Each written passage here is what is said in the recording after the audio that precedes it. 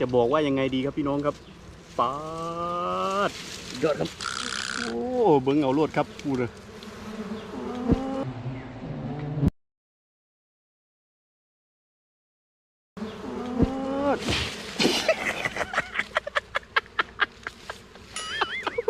ต่อยมือ